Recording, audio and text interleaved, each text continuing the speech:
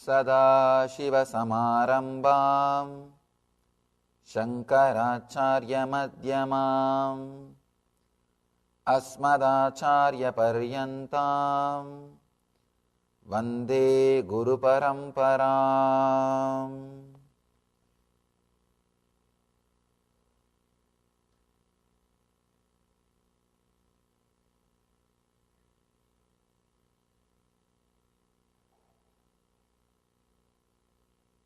Welcome you all with my love and respects.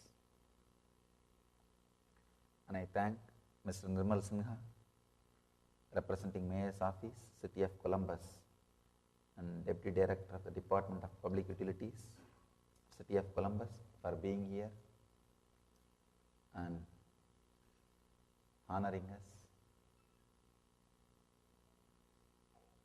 Again, one more VIP, Matt Kalapi, representing Governor's Office, Department of Community Outreach.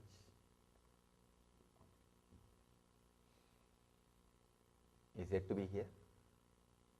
We thank him also. And many other VIPs are Dr. Paraniyappan. And I start numbering the VIPs. I think every one of you are VIPs. Welcome you all for this wonderful program. Today's subject: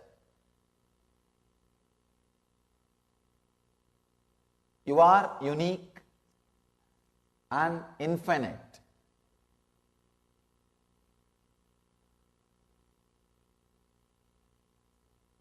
See, the whole universe, there are only two kinds of civilization. Only two kinds. One kind of civilization started with a proposal that all are same. Please understand. One civilization started with that proposal, all are same. There's another one civilization started with proposal, all are unique. We need to look little deep into this. If we can understand this one idea, all the civilizational conflicts can be resolved. See, this is the thought trend from which all the civilizations have started raising. You can see this is a basic thought. There are some civilizations which arose out of the thought, everybody is equal. So they tried the law, religion, tradition, customs, culture, everything to be built on that idea. Everybody is equal. There are some civilizations built on this one idea. Everyone is unique. Please understand. If you look a little deep to experience the truth,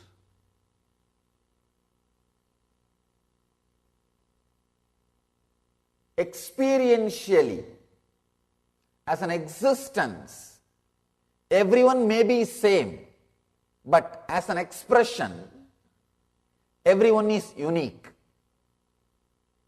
Please understand. As an experience, means as an existence, as a consciousness, everyone is same. But as an expression, everyone is unique. So the civilizations which started understanding, which started with a proposal, everyone is unique, has started doing research in the inner space. They started working in the inner space. The civilizations which started with a proposal, everybody is equal, they worked only in the outer world to make things more and more equal. They created politics, they created society, they created outer world civilization. Please understand. If you start with an idea, everybody is equal, then you start questioning too many things. Why somebody should have wealth? why somebody should have more power, why somebody should have more opportunity, then naturally your energy, your intelligence, your vision starts working towards the outer world. You start looking towards the outer world. So you create a civilization which works on the outer world. You create a legal system, civilization, structure, community, culture. Everything depends on that idea. All are equal. The deep truth is, maybe consciously all are equal, but as an expression, each one of us are unique. When you realize that each one of us are unique, you will realize not only you are unique, you are infinite.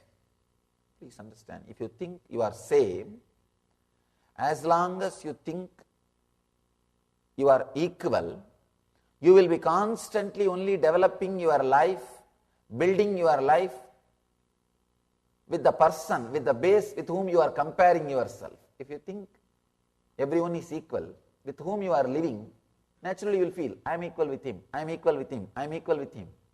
You will start building your life based on the idea and understanding you have about them.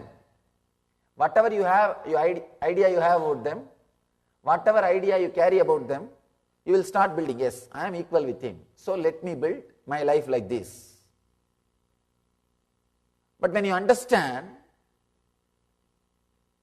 as an expression, you are unique, suddenly you start respecting yourself, you start realizing your potentiality, you start expressing your infinite qualities, you start expressing your infinite dimensions. Usually people ask me, Swamiji, only by comparing I grow, I expand, but you say comparison is not good. Please understand, if you are comparing and growing, you will grow only up to the level of the person with whom you are comparing yourself. You will not really expand who you are. You will not really achieve who you are. That infinite possibilities, infinite dimensions will never be experienced, will never be achieved, will never be understood. So here Patanjali is trying to create new civilization.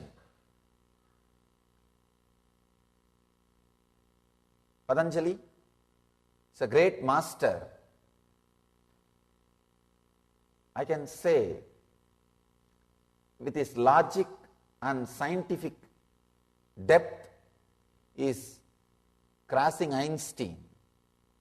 With his knowledge about the inner world and the inner space is crossing Mahadeva, Shiva.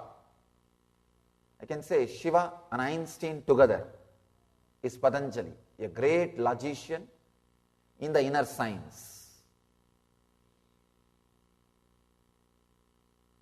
This whole trip, this whole tour, you all may be aware, I am dedicating it to Patanjali and to express the few truths and many secrets behind Patanjali's Yoga Sutras.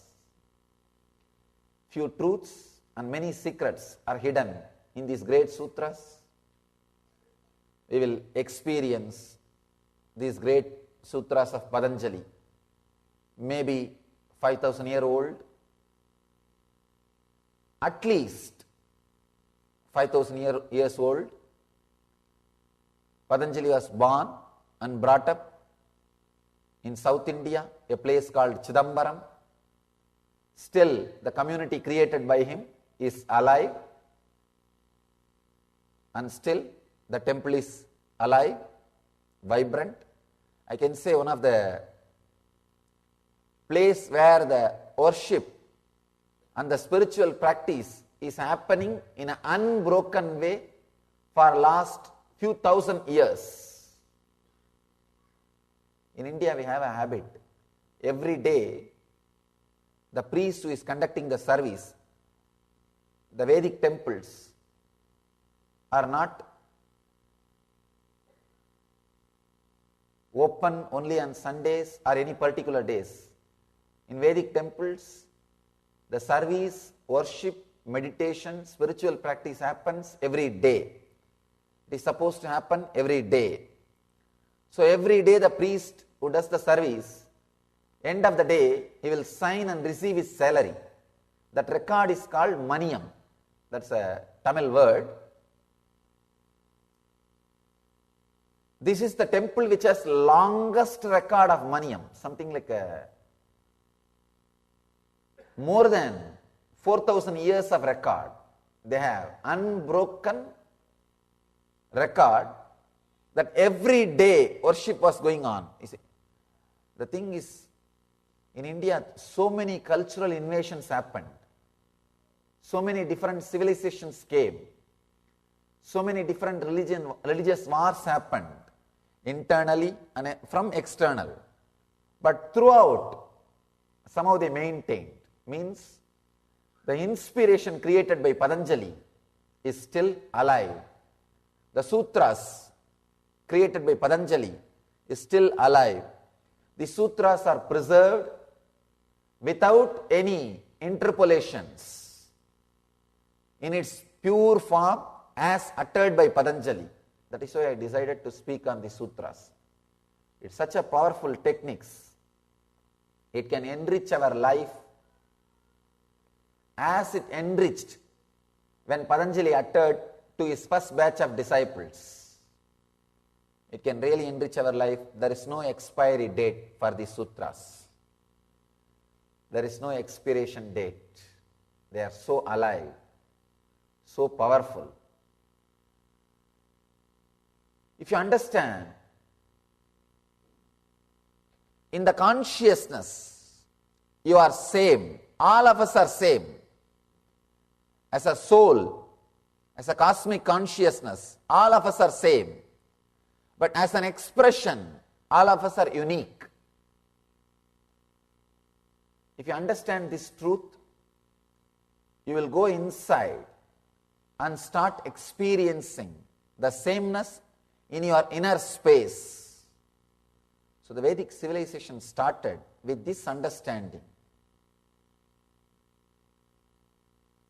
We are all same as consciousness, but we are unique as expression. In the sutra, Patanjali is trying to reveal some of the great secrets why we are unique in our expressions, why you think the way you think, why you walk the way you walk, why you talk the way you talk, why you do things the way you do things. He is giving us the secret. With this secret, we can handle, live, manipulate our life as we want. Please understand, if you understand this one sutra and internalize, you will be God at least for your life. At least for your life. You will be God at least for your life. Let me enter into the sutra. This is the 19th sutra. Very powerful sutra. Bhava pratyaya videha prakriti layanam.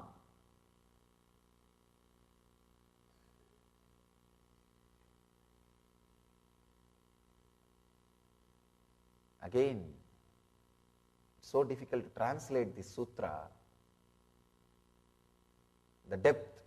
I have some 12 translations done by different masters, different spiritual heads. I just wanted to give you the glimpse of 2-3 translations. Then I will give my own translation. Swami Vivekananda's translation says, this samadhi, when not followed by extreme non-attachment, becomes the cause of the remanifestations of the gods and those who become merged in nature. And Taimini is another one great spiritual leader. Of those who are Videkas and Prakritilayas, birth is the cause. That is his translation. And then there is another one, Swami Sachidananda, his translation. Those who merely leave their physical bodies and attain the state of celestial deities are those who get merged in nature, have rebirth. Same sutra, different translation. If you don't understand the sutra, don't bother. I've read out the translation for the sake of record. Even I can't understand directly by reading translation. I know for sure you can't understand.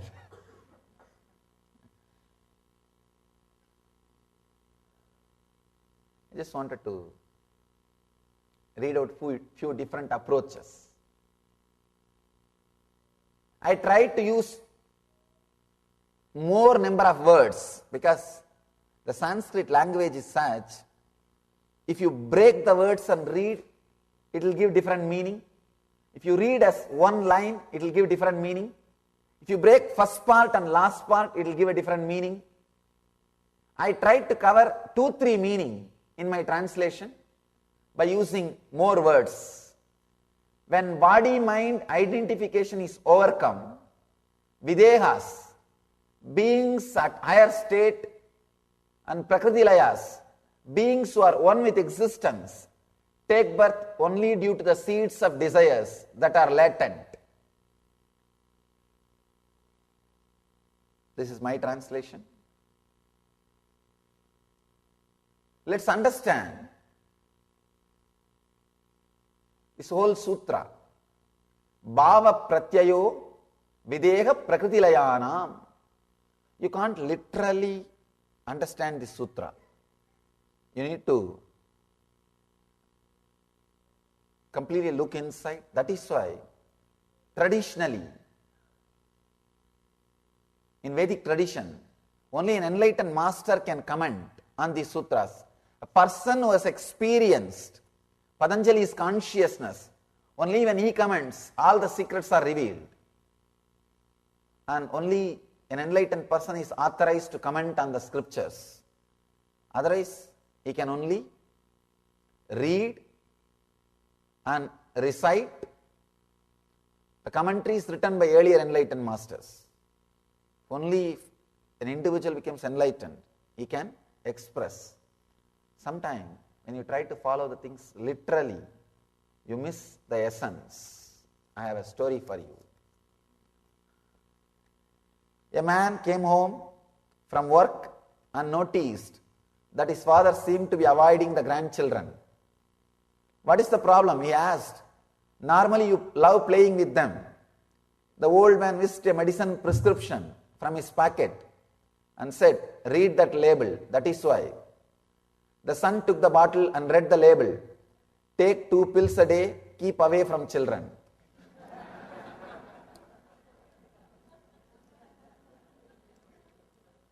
When you literally start following, sometime you miss. So this sutra also can't be understood literally. You need to look inside. The key word in this sutra is Videka Prakritilaya. Let me translate that words. Beings at higher state who don't feel that they are carrying the body, the heaviness of the body. There are another kind of group of people who feel constantly they are one with the nature, who don't feel that they are islands.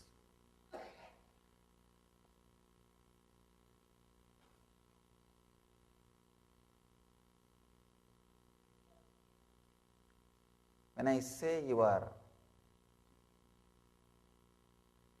same, equal in the inner space, I mean, as far as the soul is concerned, we are all equal, pure consciousness.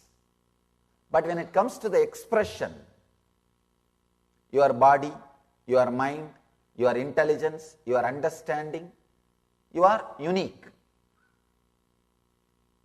What makes us unique? Here, Patanjali is describing, very beautifully he is describing. When body-mind identification is overcome, Videhas, beings at higher state, Prakritilayas, beings who are one with existence, take birth only due to the seeds of desires that are latent. What makes us unique is our engraved memories. Please understand, engraved memories, samskaras.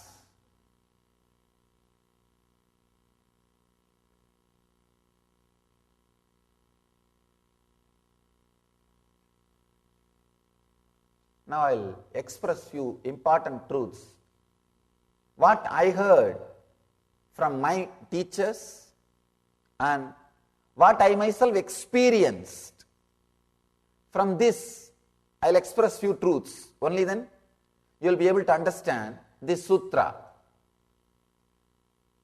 Please understand, when an enlightened being comments on the sutras, not only he comments on the sutra, he reveals an important secrets of life. The first important secret, important thing we need to understand, whether we believe it or not, accept it or not, again and again and again, we are going through this birth and death cycle. Maybe little difficult for a logical mind to understand, especially if you are born and brought up in a different tradition. First thing, we carry a blueprint about our life inside us. We may change bodies, but that blueprint continues to be carried by us. You continue to carry that blueprint. You continue to live with that blueprint. Whenever you get some strong experiences from the life, either pleasure or pain, you try to change, alter, redesign, work with that blueprint. But when that strong experience is forgotten, again you are away from the blueprint, you start spending more time with the outer world. Very rarely some strong joy or painful experiences reminds us we are responsible for everything. Those few strong experiences is what I call life teaching you. See, you don't accept a living master that easily. It's very difficult to sit in front of a person who is also a man with human body and flesh and listening to him. It's very difficult, especially a young man like me. It's a little more difficult. And I do have a big problem. Wherever I go, see, in our field, age is respected. And people come and tell me, my spiritual seeking is more than your age. I tell them what to do. Anyhow, it's very difficult to listen. I also understand. To a man who is sitting in front of you, how can he know about life more than me? Naturally, a logical mind will question. That is why the whole cosmos it has a system. The life itself will teach you. Life itself teaches you. I have seen many times, especially in this country, these NRI kids will be brought. These parents, they won't keep quiet. They will bring their kids. And when they come near me after the lecture, usually for darshan, they will force the kids, hey, bend and touch his feet. I'll tell them, it's okay, don't disturb them. And these guys also won't bend. There's a big problem. And the fight will go on in front of me only. It will be very embarrassing for me. Either they should have finished their fight there itself, and they should be very clear. You will not force me, and I will not touch. Or you should be very clear, no, I am going to touch, you don't need to tell me. Something should have been convinced. Some understanding should have come. But they will come here only and the fight will start. I will feel very embarrassed. Sometimes What to do? Because if I say it's okay, please move, then the parents feel, no, Swamiji did not bless my kid. And they think it's inauspicious. And there is nothing like inauspicious or auspicious. After all, respect is in the heart. Many times I have seen these kids who don't bend, they are more honest and straightforward. And if they feel whatever is truth I am saying, they will go and live it. If they don't understand, they will just leave it. But these guys, many times who bend, will not practice. They worship, will not follow. Sometimes people who follow may not worship. That is different. So it's two different things. I always prefer people who follow than people who worship. But the fight will go on in front of me. Sometimes these guys, there are one group which neither follows nor worships. Just because the parents force, they come here. And they look this up and down. And they ask, you look almost like me only. What is there? I never tell anything. I just think in the mind, all right, fellow, get married. I have seen, in 1 year that guy will get married. Second trip when I come to the same city, that guy will be so polite, humble, and no parents need to tell. He will come and do complete Sashtanga Namaskar. Now I know what I can't teach, life has taught. Many times, 10 years of enlightened master's training is equal to 1 year of wife training.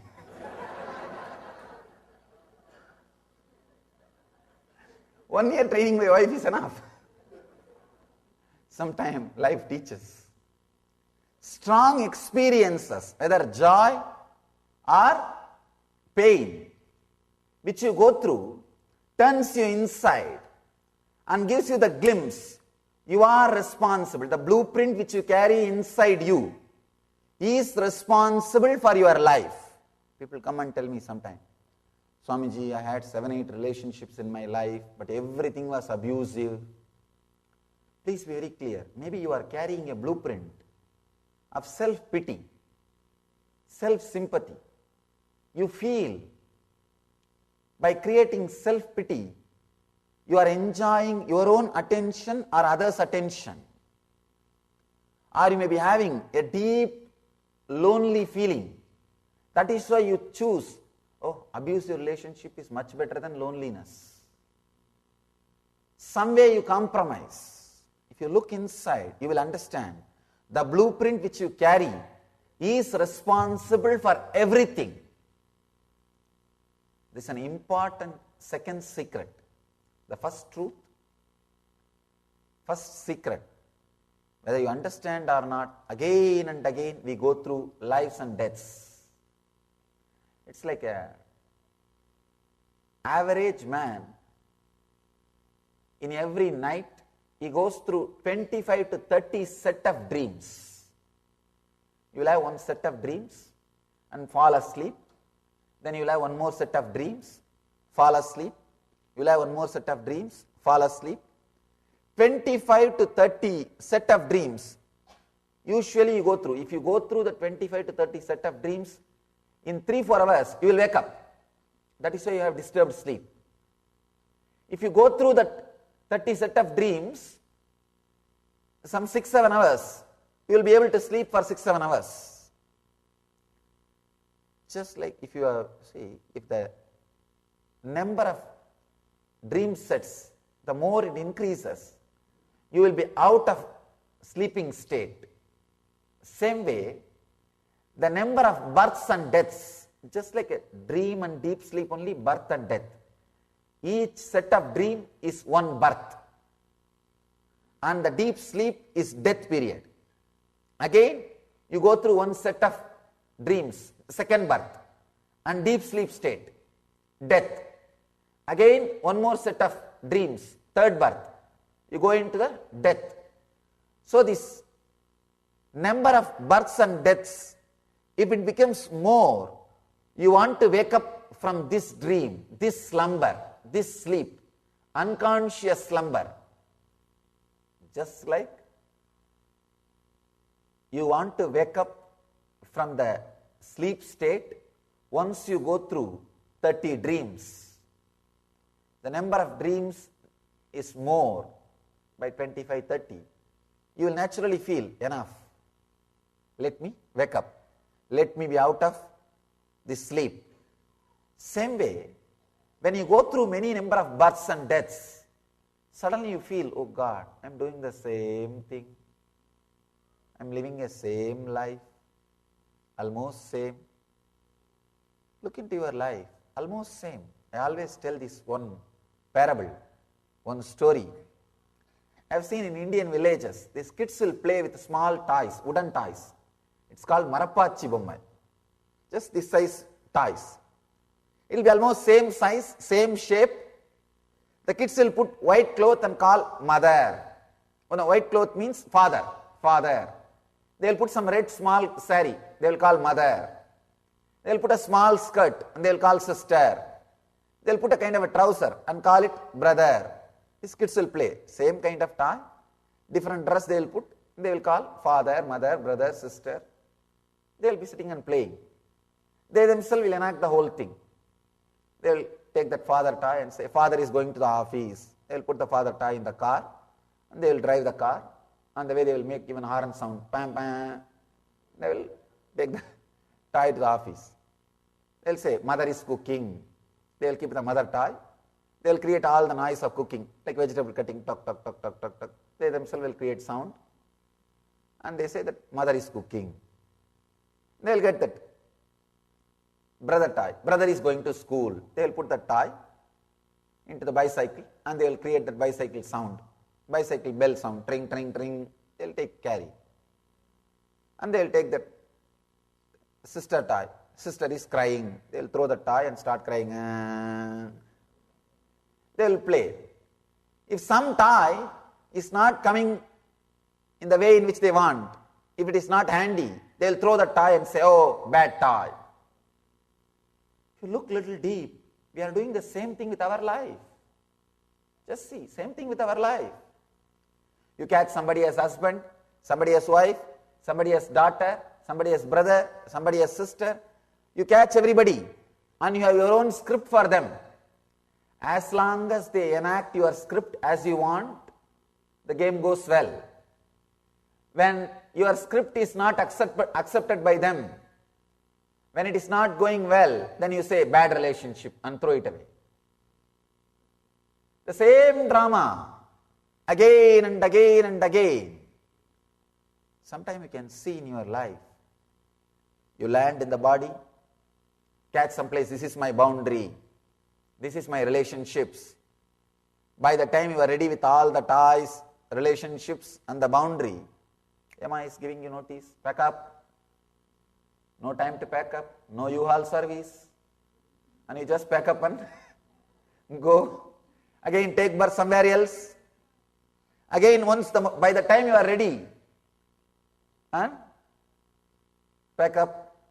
Again and again and again. We live the same thing. That is the reason.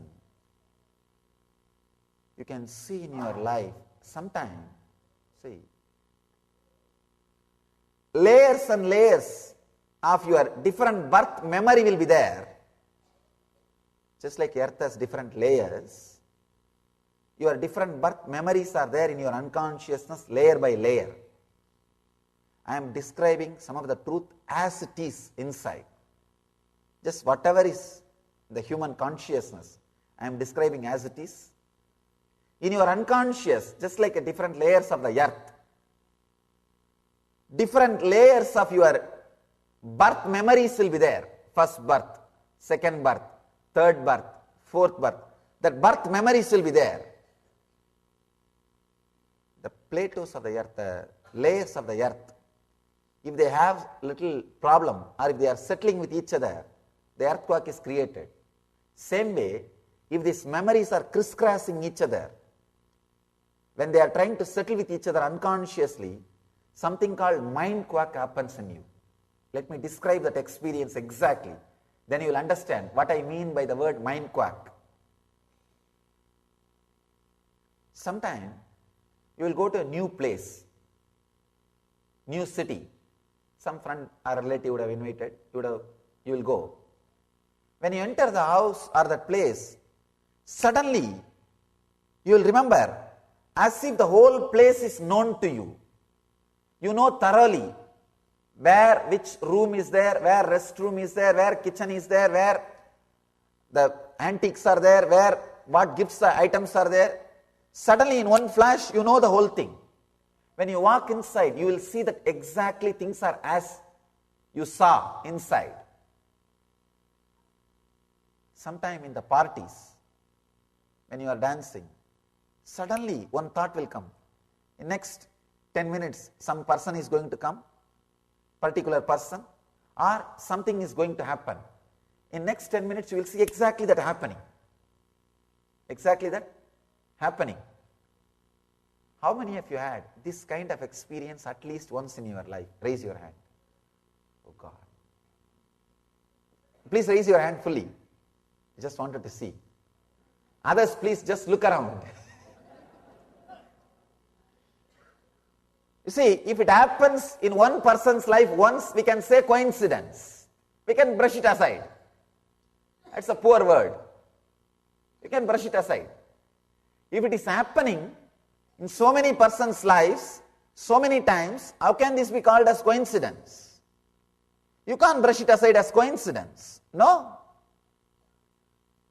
Those few moments that mind quack is happening means the different layers of your memory is crashing with each other. See, many times I had that same kind of experiences. Sometimes when I see some person, I know for sure that I know him for quite a long time. But first time he will be seeing me. And he also has that same experience. He knows me for quite a long time.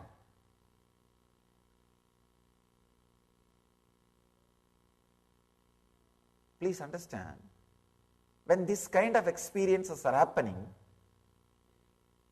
as I told, you go to some place and suddenly you know the whole place, you know the whole house, which is kept, where the restroom is, where kitchen is, you know everything. It is not that you have visited the same house in your past birth, no, but the same frequency experience you had in the past birth. Same frequency means that what mental setup you have when you are in that place, that same mental setup, that same intensity you would have experienced in your past life sometime. So whenever the same intensity repeats, all the truths which is in front of you is revealed to you. Please understand. Whenever the same intensity repeats, all the truths which are in front of you are revealed to you. This is the key. This is the key. The subject is very strong. The truths Patanjali is trying to express today in this sutra is very strong. I wanted you to understand. Each sutra is independently intelligent to lead you to enlightenment. You don't need to read second sutra at all. Understand one sutra and internalize. You can live enlightenment. Patanjali has designed this whole book in such a way, each sutra is independently intelligent enough to create one religion. The Vedic tradition is group of religions. Each sutra can create a master who will be a source of one religion. This one sutra, if you can understand, you are liberated from whatever the difficulties and complications you are carrying inside this moment. This moment you can be liberated. So many important deep secrets Patanjali is offering in this one sutra. First thing, we again and again take birth. Second important thing, the blueprint which we carry inside us is responsible for our whole life. That is what I call engraved memories. Very loosely we call karma. But I don't want to use that word because that word is loaded with too many meanings. Especially in the West also now that word has become popular. Everybody started using the word, let me make little good karma. Let me make some good karma.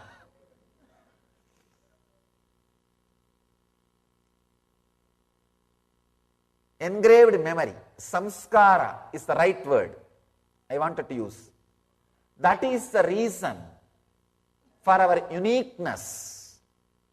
If you understand you are unique and look into your samskaras, please understand, as long as you think you are same, all are equal, we will be continuously fighting with others. You will be continuously fighting with others. Naturally, you will ask, when you see any person, we are all equal. Why should you have this? Why not me? Why should you have this? Why not me? Why should I have this? Why not you? Either health or wealth or relationship, name and fame. In everything, you will start comparing and the fight will be going on. But if you understand you are unique, suddenly you start looking inside. You start looking your samskaras, your engrams. Person who thinks everybody is equal starts looking outer world to make everything equal, which never happens. Which never happens. Even after death, it will never be equal. Maybe even after death, things will never be equal because the cremation is going to be in different places, different way. This country you have insurance also for that. Different casket, different way of cremation. And even I heard that there are premium plats available. The mountain view plats where you can rest forever. Anyhow, even after death, things are not going to become equal. So we will be constantly looking in the outer world and fighting. But if you understand we are unique, then you start looking inside. Why I am unique? Why I am the way in which I am? Why I am who I am? Why I am what I am? You start looking inside. Then naturally, the looking inside gives you the knowledge about the blueprint you are carrying. The blueprint you are carrying, the knowledge about the blueprint you are carrying is what I call ultimate knowledge. Please understand. Person who has the knowledge about the blueprint which he is carrying will never suffer. That is the end of the sufferings. In the Vedic tradition, we have something called Salokya Mukti, means living in the world where the God is, almost like a heaven, the heaven concept. In the heaven, there is no suffering. You may have body, you will live like everybody else. And there are so many descriptions. I don't know which description is true. So each civilization has its own description. The civilizations which lives in a very cold weather, they visualize their heaven as a hot place, warm place. The civilizations which lives in the hot place, they visualize their heaven as a very cool place. So each one has their own visualization. I can say it must be air controlled. For a person who is from a hot country, it is cool weather. For a person who is from cool place, it's a warm weather. Anyhow, they may have body, they will have everything, but no suffering. Please understand. I want you to know one truth. This is not a fantasy. This is not a fantasy. Patanjali is not a person to promote fantasies. He's a great scientist. When he says there is some solid truth behind it. See, if the same thing is said by Vyasa, I wouldn't have accepted. Because Vyasa writes all kinds of mythological stories.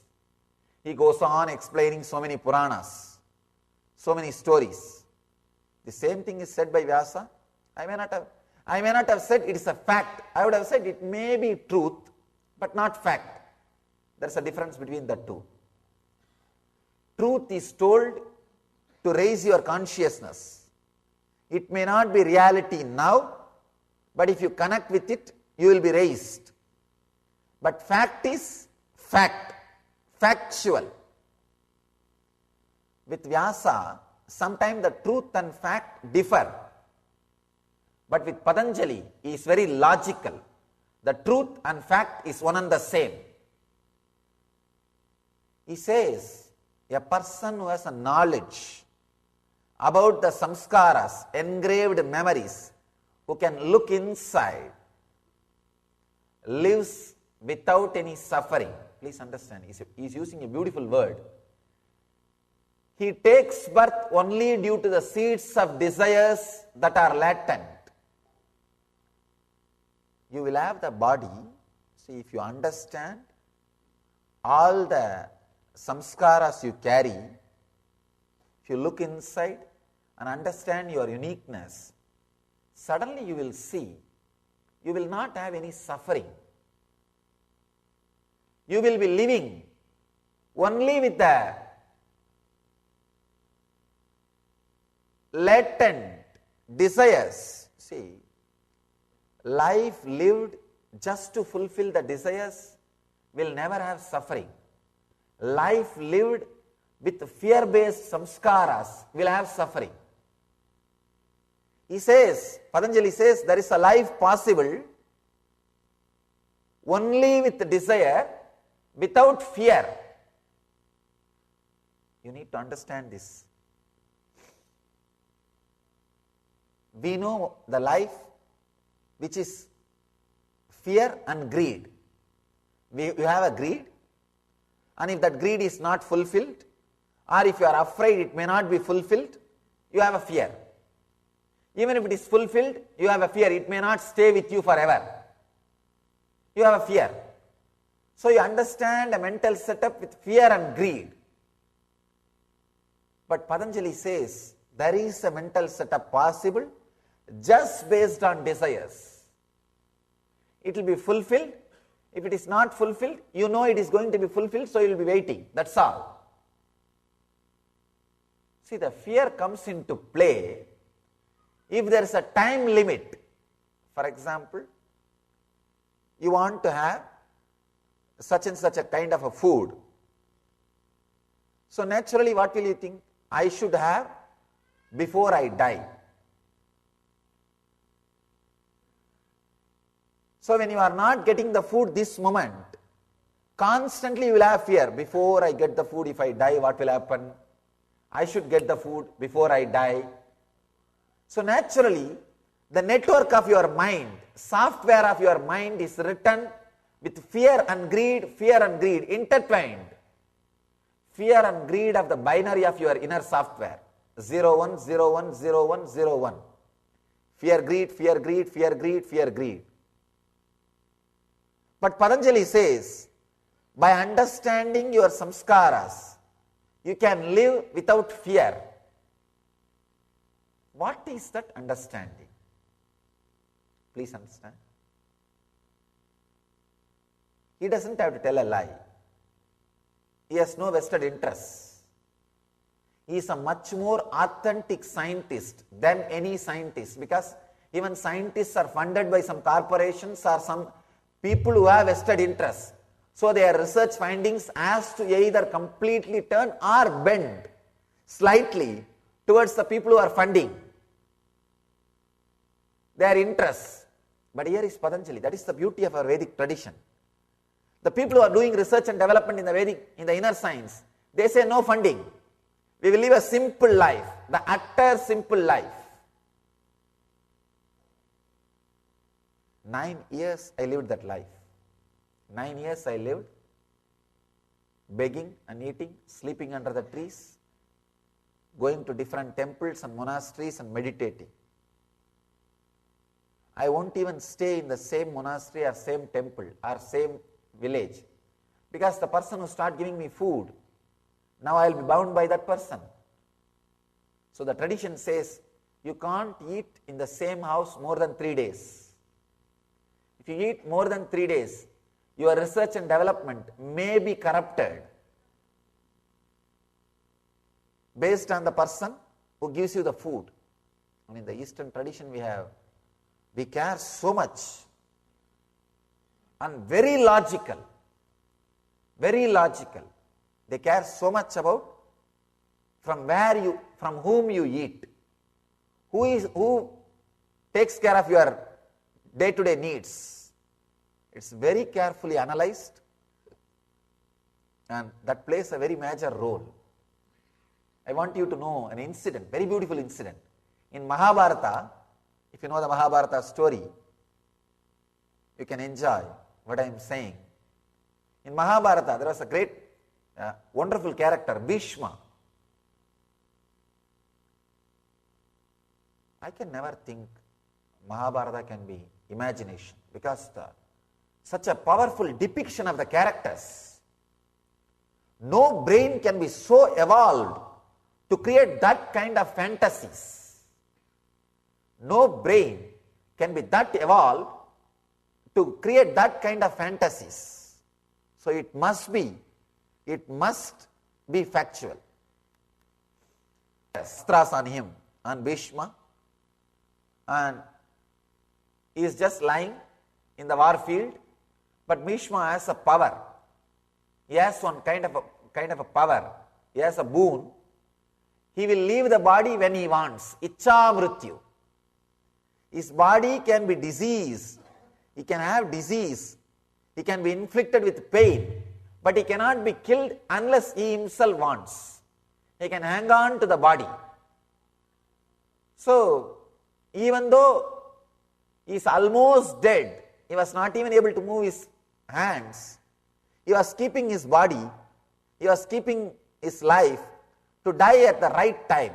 In the Vedic tradition, we believe the last moment of your death,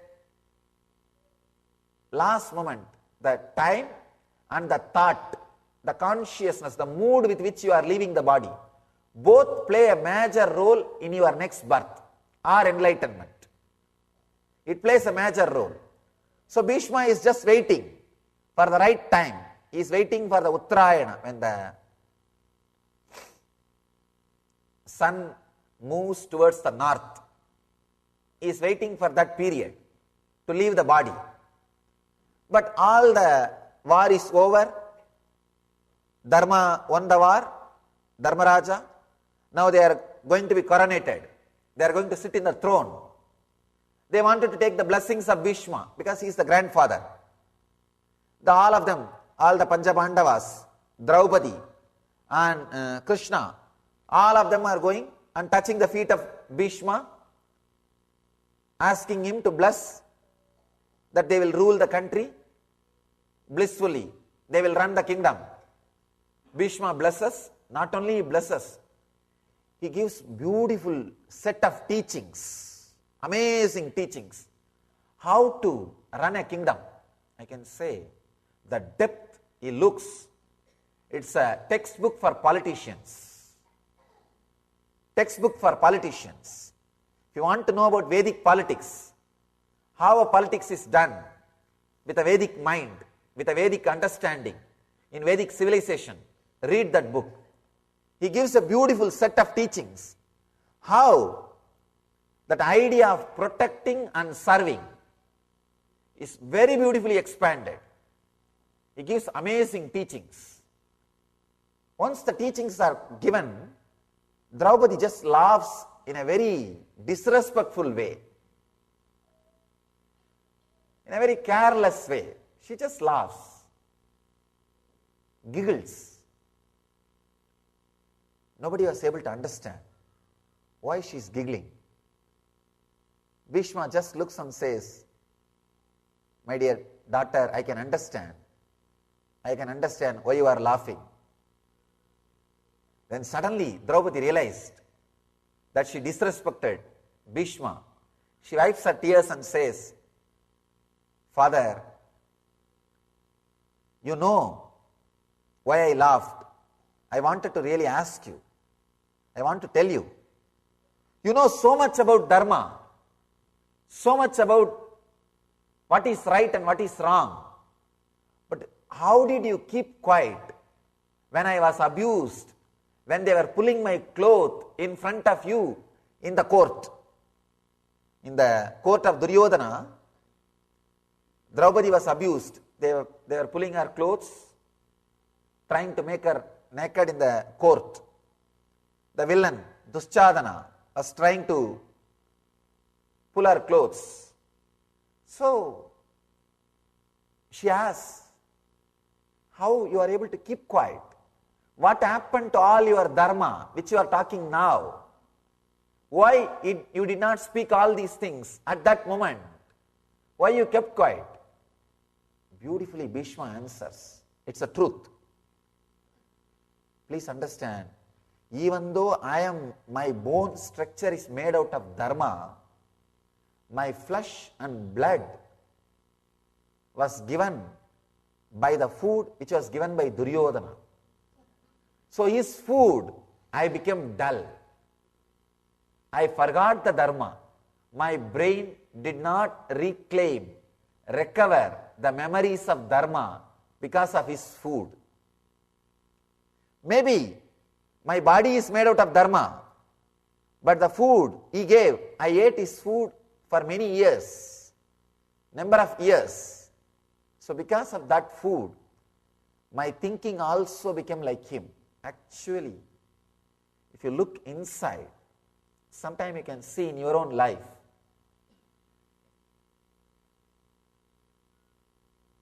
For example, if you are a top level administrator of some company, if you are heavily paid by your boss and you are an inner circle of your boss, you can see very clearly, even though it is not dharma, it is not right, you don't feel disturbed at all to think in the way or the language of your boss.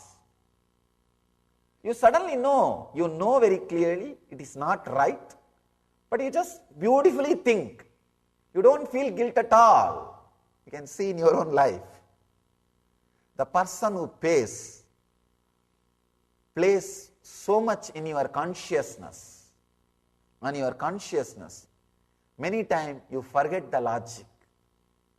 You forget the logic. Many times you don't even remember what you did. What you did, what you are doing. Please understand. Look inside. Look inside. What Bhishma says, you can see as your own experience. If you are top circle of your boss, you can see very clearly because he pays. And the problem is you don't even think it is wrong. Even though you know it is wrong, you don't even take time to create guilt, analyze it and create at least your own justification. Even that much you don't wait. Even that much we will not be aware. Many times it happens. So, Bhishma says, the food which he gave was running in my system. So, my consciousness was not even that much clear or aware to create a clear understanding which is right, which is wrong. But now, because of Arjuna's arrows, all that blood has left my system.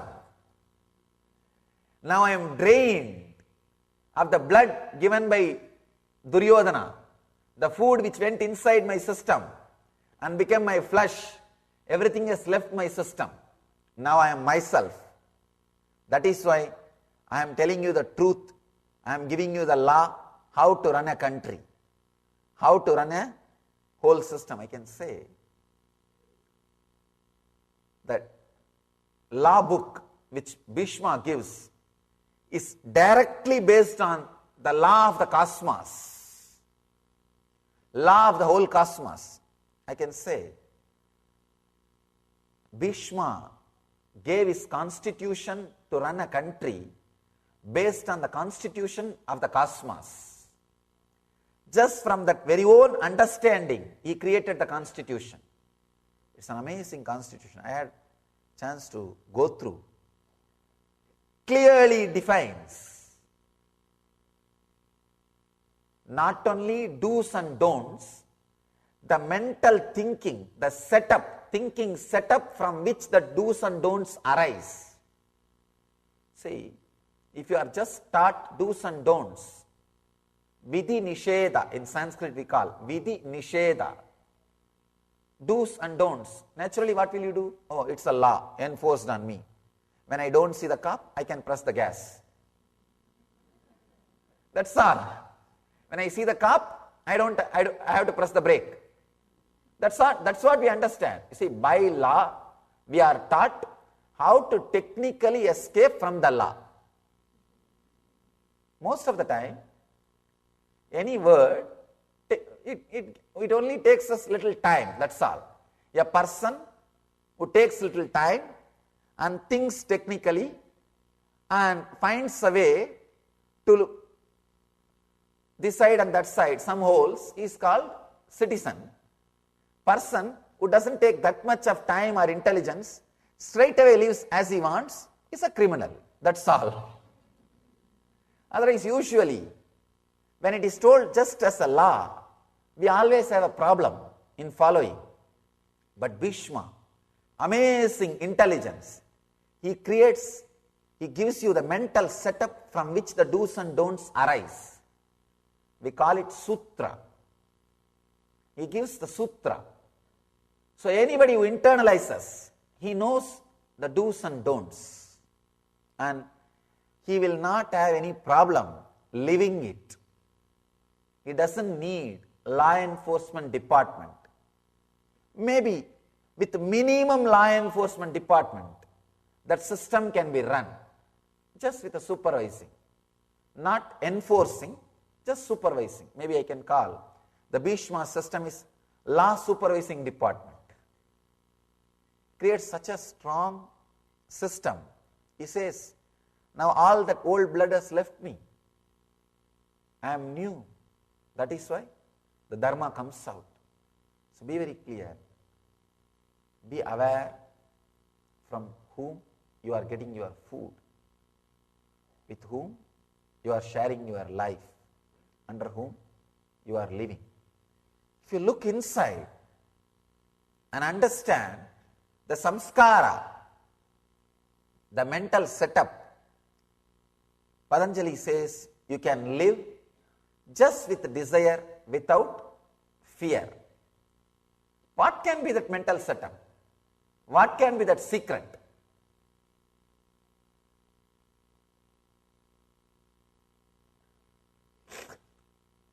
He says,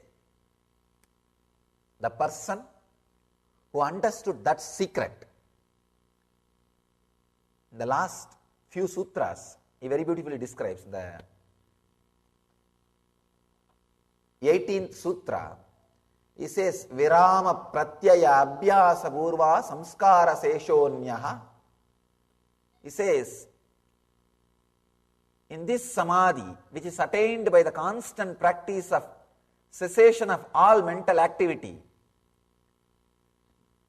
the chitta, mind, retains only the engrams which does not create any disturbance in your inner space.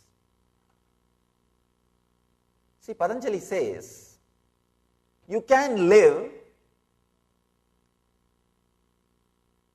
with your regular life with engrams which does not disturb your inner space without any fear. I can say Patanjali is the only hope for the whole humanity. Buddha cannot be hope for the whole humanity, because as far as his teaching goes, the only sannyas is possible. Sannyas is the only path. That is why thousands and thousands of people have become swamis, sannyasis. Then who will run the country?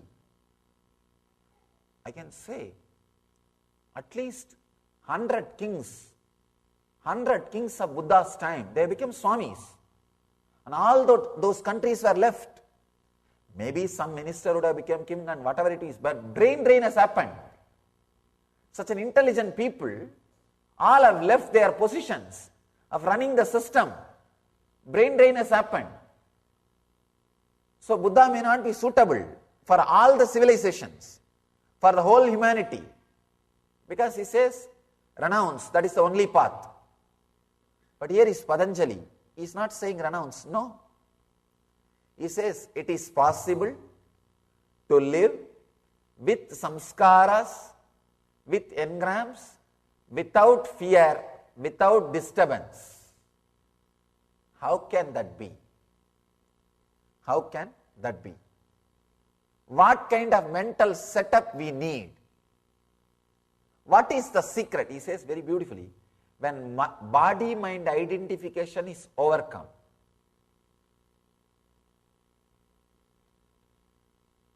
it's a kind of a unique logic. Please understand.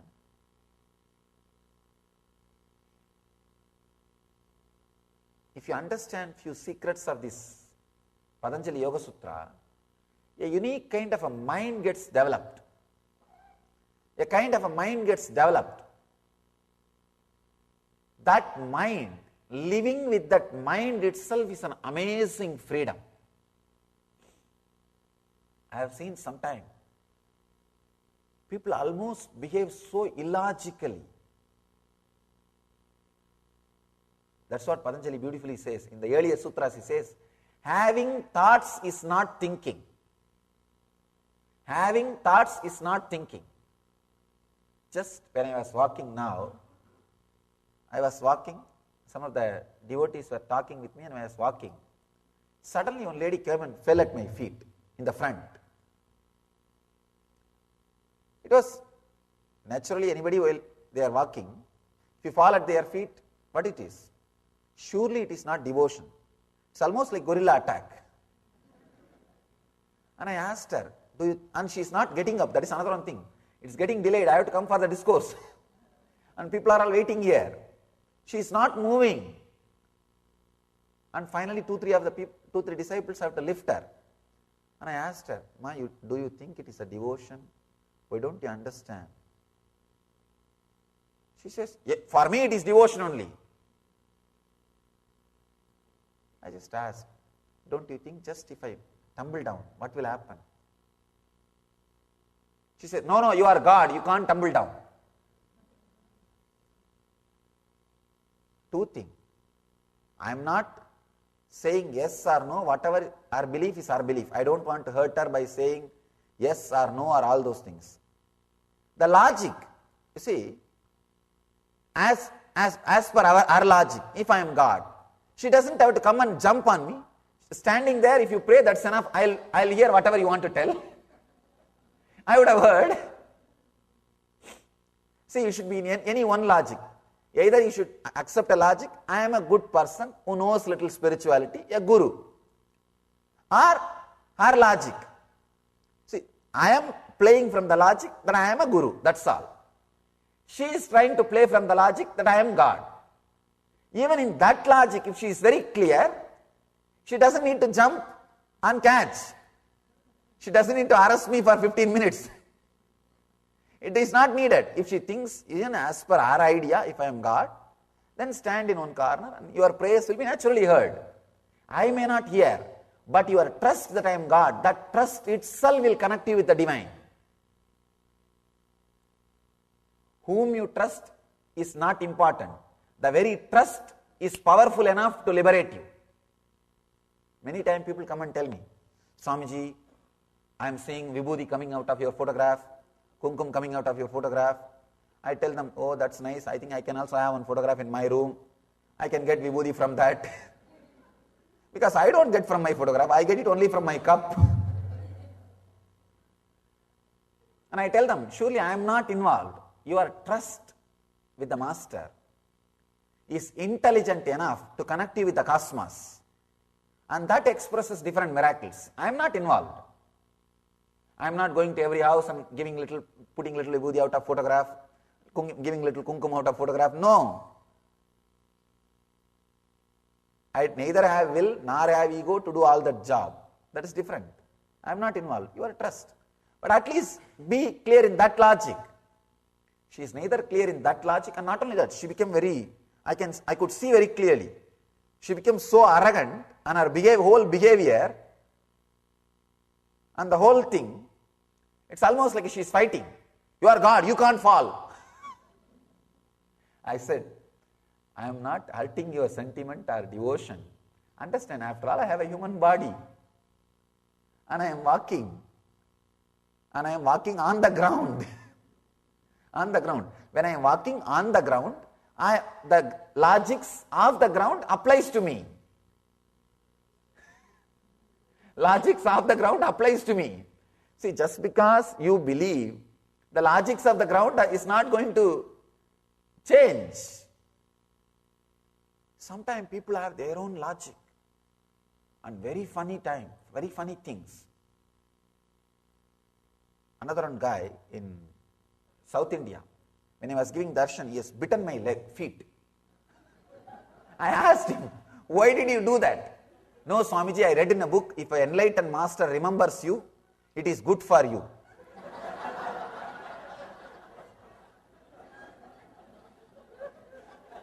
So he wants me to remember him continuously.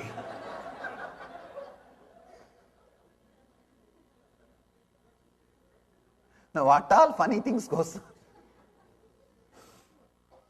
People have their own logic. Having a straight logic, the honest logic, which connects you with the cosmos. Finally, I can neither shout at that person nor advise that person, because finally I just walked away and I said, all right, be blissful, and I came out. I couldn't tell her anything. What to do? Because I have to, it's a what to say that, very difficult game. I have to accept what she calls as devotion, and I have to be polite because she calls me as God. Actually, they will create their own throne and they will put me there. And they will try their best to fix me there. And they will have their own ideas. If that does not match, they themselves will dethrone. It's a big fun. It is a big fun, big responsibility. So I can neither tell her nor, see, if I keep quiet, if I don't tell, they will not stop doing the same thing. And she will not even get up. So it's a very big problem. When you don't have the clear logic, constantly you create trouble for you and for others. Again and again. That is a big problem. Because when the mental setup does not change, you don't understand what you do is wrong. I don't think even now that person understood what she did is wrong. She did not understand. And finally I said, all right, I didn't have time because people are waiting here and all the devotees are waiting with their lamp. So I said, all right, let me go to the class session. Their own logic. When the mental setup does not change, same thing will happen again and again and again. When you look inside the samskaras, suddenly the mental setup changes. When you look into your blueprint, looking in is powerful melting mechanism. It just melts all the samskaras. You will not do the same thing again and again. I have a story. A guy went into a barber shop and said, I want my haircut so that it is all different lengths, round from front and back. There is a strange spiky bit on top and bald patches here, here, here. Barber says, I don't think I can do that. It's weird. This guy says, why not? You did last time I was here.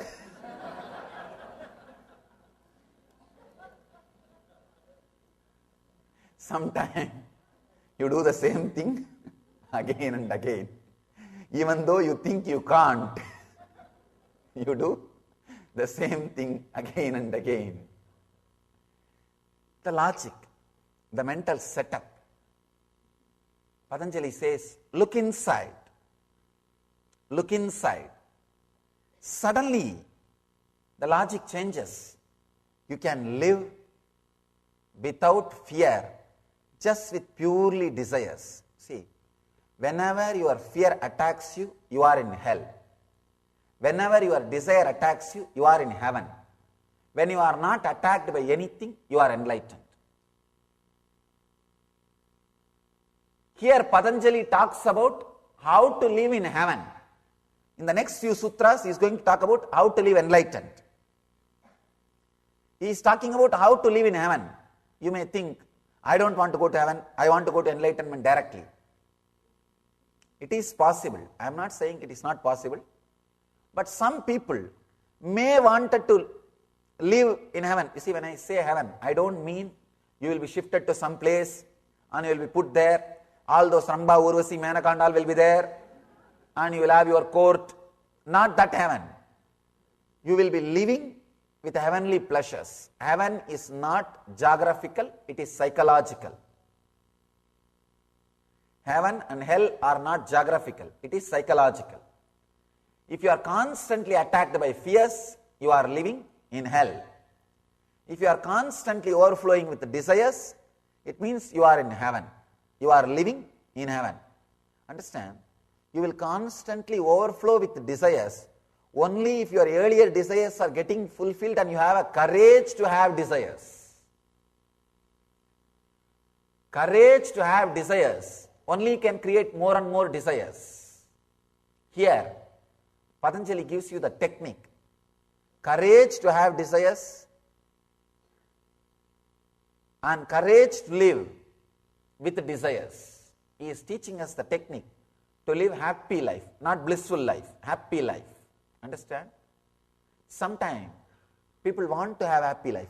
Patanjali attends the problems of all human beings.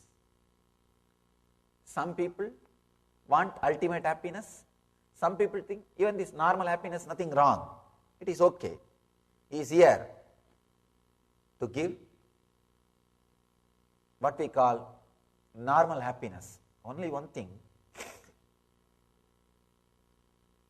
Even the idea of normal happiness, if you learn it from great master like Patanjali, it will beautifully lead you to enlightenment.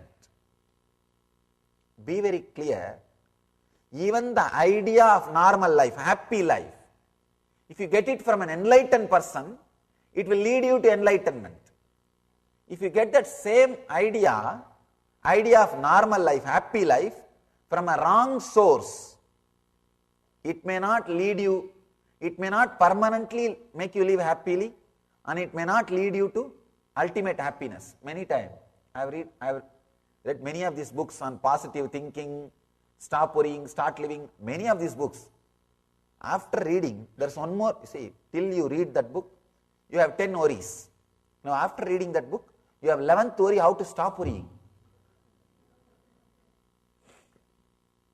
All impossible things are taught in the name of happy life. If you want to become a bestseller, I can give you just 3 tips. Write the things which was never practiced by you. Second, talk about the problem in a very big way. People should feel. See, when people read somebody else having the same problem, they feel a kind of a consoled. Nobody wants solution. Only people want consolation. When they read, when you are describing the same problem which they are going through in an elaborate way, they feel a kind of a sympathy. You become bestseller. They love you. They know they are not alone. They know they are not alone. And the third idea, never give solution even if you know. These 3, how to become a bestseller, author. Very easy. Understand? How to live happy life, even that, let you understand, listen from a great master like Patanjali, who is living blissful life. He himself is not living in heaven. He himself is not living happily. He is living blissfully, beyond joy and suffering. But learn from him how to be in joy, so that joy leads to bliss. Learn things from right person. Accept things from right place. I have a story for you. A boy visited his grandmother with his friend. While the boy was talking to his granny in the kitchen, his friend was eating peanuts from a bowl on the living room table. When it was time to go, the friend called out, "Thanks for the peanuts, Granny." Granny said, "That is okay. Since I lost my dentures, I can only suck the chocolate off them."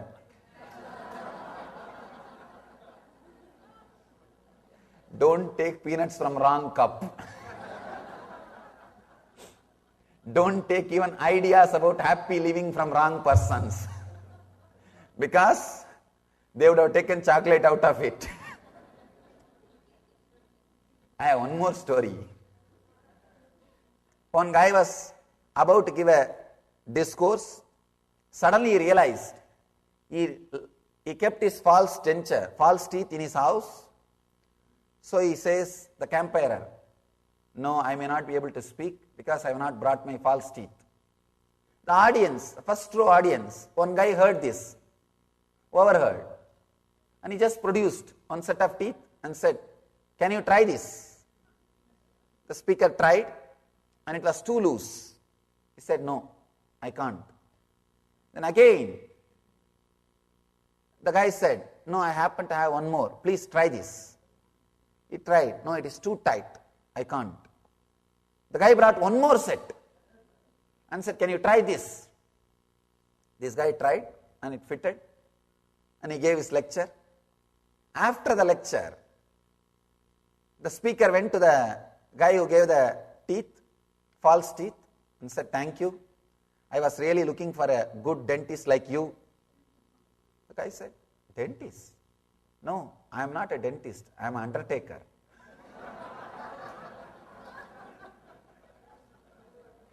Don't take false teeth from a person. Even if it fits, don't take from the wrong source. Sometimes the ideas like positive thinking may fit or may look like fitting, but don't take it from the person who is not enlightened. If you take it, then you will realize he is not a dentist, he is an undertaker. Patanjali gives the ultimate secret for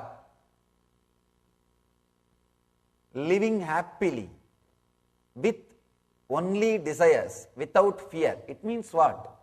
None of your desires will go unfulfilled. It will be fulfilled. If it is not, it is only a waiting period. Having that kind of mental setup, please understand, that's a tremendous freedom. Freedom from fear. What is the secret? Now that is the $1,000,000 question. What secret? He goes on talking, still he has not told that secret. Now I have to first finish all the commercials before showing the climax. The secret, please understand, I have to make you wait to tell the secret. Because first thing, it is a secret. Second thing, the more you sit, you are settled down and ready to listen. Anyhow, now it is time. I have to tell you the exact truth Patanjali wants to reveal through this sutra. What secret, if you understand, you will have the mind. You will live. You will take a new birth in which you will live only your desires. You will not have fear. It is one of the ultimate secret. Understand? When I am saying, I am responsible for what I am saying. I am not talking just because Patanjali said this. Even though I trust Patanjali, I trust him to play with those ideas in my life. But I cannot tell that same ideas to you unless it becomes part of my experience. Understand? I trust him. I dedicate my life to him to practice the teachings. Just because I trust him, I don't want to gamble with your life. So when I am telling you this truth, I am responsible. I am responsible. See, I have my own R&D lab. First thing, my life was my R&D lab. I tried all these truths in my life. I experimented with it, did research and development. And after that, once I started the Sangha, the mission, I experimented with the same truths with my disciples. With my disciples. I was playing with the same truths with my disciples. When I saw these truths works 100%, please understand, I am not talking in the language of statistics. 99.99% of the people this truth works. No. Even if I tell that, you will always be thinking, I am that 0.1% for whom it does not work. No. I am saying 100% this truth works without any exemption. Only if I find that truth works for 100%. Everybody. See, I am working with millions of disciples in last 6 years of my public life. 2.2 million initiated disciples we have. Different background, different education, different philosophy, different system, different religion, different culture, different age, different economical setup. But if this truth works with everybody, only then I call that as universal truth. Sarva Bhaumya Vrataha. In Sanskrit we have a word. Sarva Bhaumya Vrata. Universal truth. This truth which I am sharing with you, this secret is universal truth. Understand? I am responsible for what I am saying. I wanted to narrate this incident. How I realized this truth in my own life.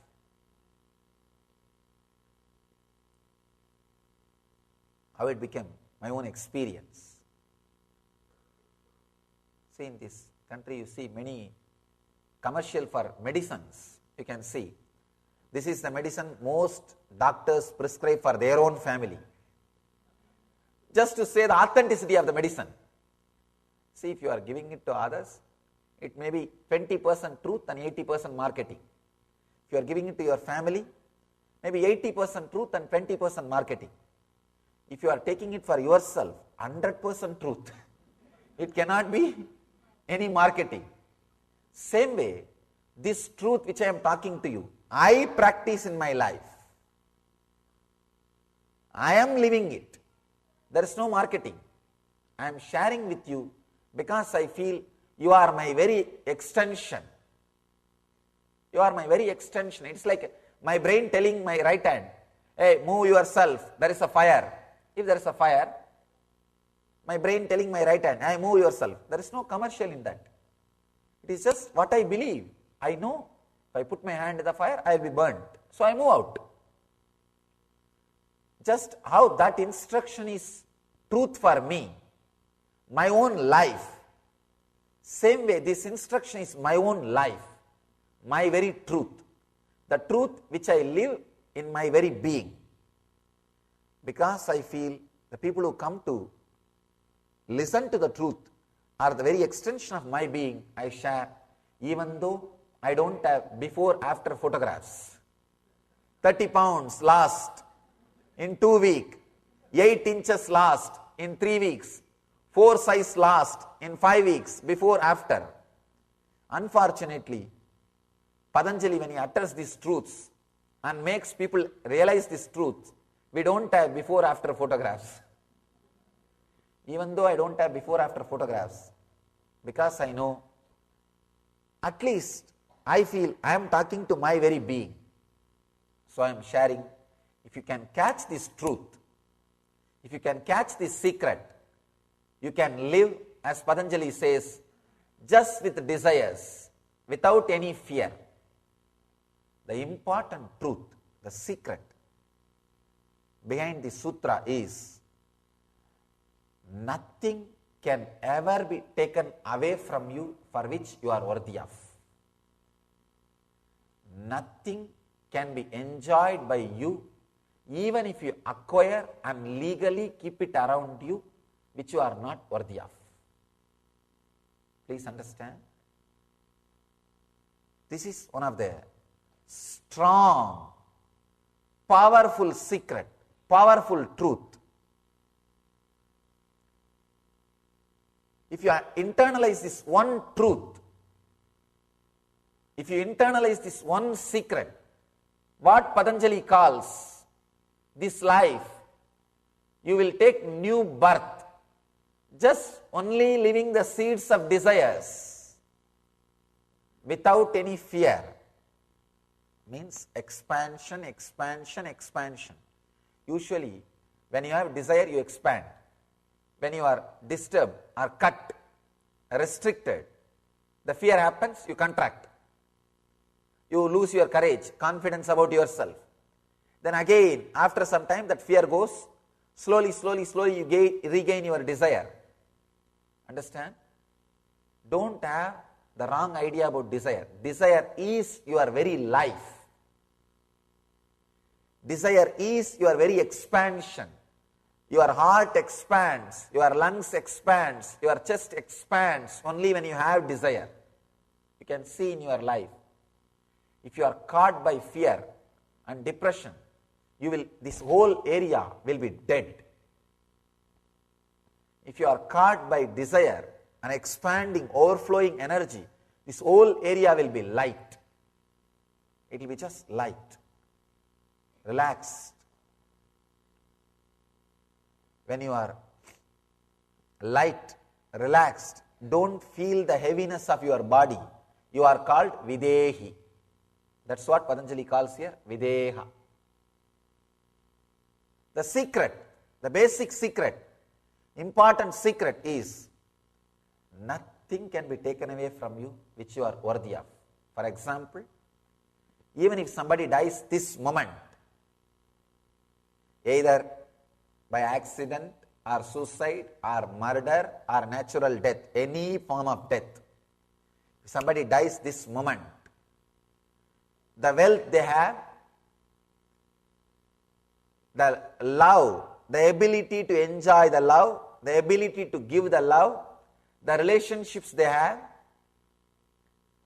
the standard of life they have, the intelligence they have, the understanding they have, all the essential things of their life, except their legal address, all the essential things of their life, just goes with them. You disappear in this place, you take birth in another one place with the same kind of wealth, health, the physical setup, the ability to give love, same standard relationships and the same standard lifestyle. Please understand. What I am saying may look little difficult to understand. That is where that's a big problem. You may think, no, how can this be? I am not even asking you to have faith or belief. All I am saying, have little sympathy towards me, that's enough. He doesn't have to tell a lie. If he says there may be truth in it, just with this little sympathy, try to analyze this truth in your life. Try to see. Please understand. Whatever you are qualified, the blueprint you are carrying, you expand that only in your life. Even you try to possess more than your blueprint legally. Even if you try to have beach home in California and vacation home in Kodaikanal and beach house in Miami, everywhere, maybe your watchman will be enjoying that. You will not have time for vacation. I have seen people who are busy in buying vacation homes all over the world do not find time for vacation. Or even if you go there, what will you be doing? In your house, you will be lying down in your couch and worrying. There, you will be lying down with your swimsuit and worrying. That's all. Nothing else. Understand? What for you are qualified? The ability to take the responsibility. If you are able, the power, see that, for how much wealth you are able to take responsibility. For how many relationships you are able to take the responsibility. How much you are able to radiate love. To how many people you are able to completely open up. These all only decides your life. The major factors of your life is your relationships, your name and fame, your wealth, your health. These are the major factors. Your blueprint carries whatever you are qualified. That qualification is what I call blueprint. Your blueprint carries your qualification. The moment you realize this truth, even if you die this moment, see, what is the fear in the life? The fear of death, highest fear. Or fear of losing your wealth. Fear of identity loss, or the fear of losing the body itself. Why you are afraid? Because you have to start again. You don't even know from where you will start. Fear of unknown, that is the major fear. That is the major fear. You think, oh God, again I have to take birth, I have to study, I don't know which college I will get the seat, and I don't know where I will get the seat, and how I finished education, and I don't know which country I may want to go and settle down. I don't know whether I will get the visa or not, I don't know I will get the green card or not, I don't know I will get the citizenship or not. So many problems. Now you are sure, already you spent a lot of time and you have everything known, unknown. The known devil is much better than unknown angel. You are comfortable with your known things. But suddenly, you think the death will completely put you in a new place. Will put you in a new place. So the whole fear is fear of unknown. You may have to enter into a place where you have to start from zero, scratch. But Patanjali assures you, not only Patanjali, I tell you from my experience, nothing is lost. Nothing is lost.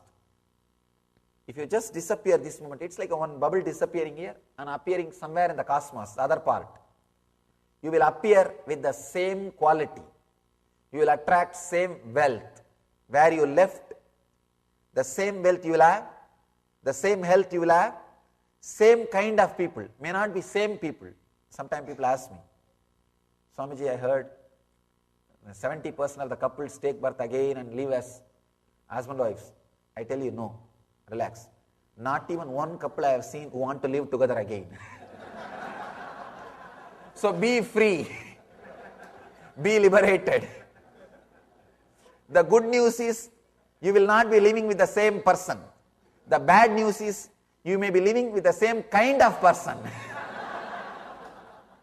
I have a good news and bad news for you.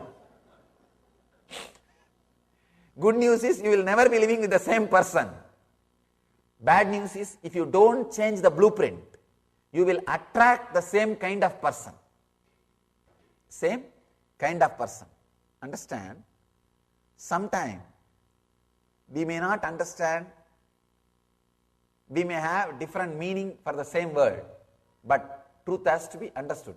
Same person, same kind of person. You may not have the same person. And even if the same person is there, you will escape from that person. But till you change, you will attract the same kind of person. You can see in your life.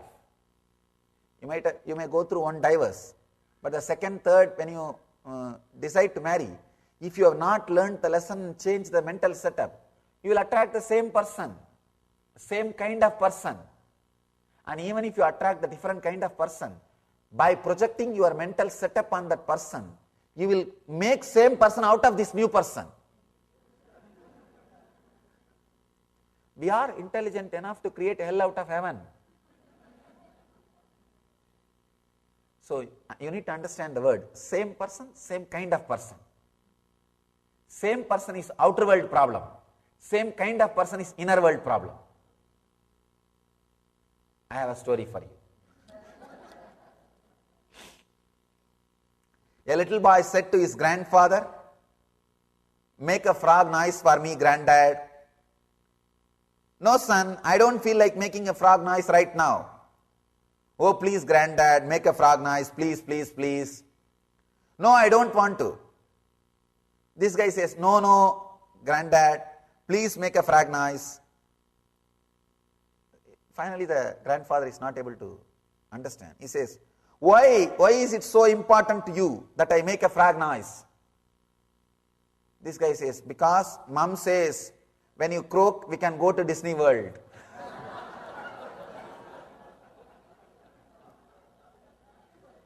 Understand.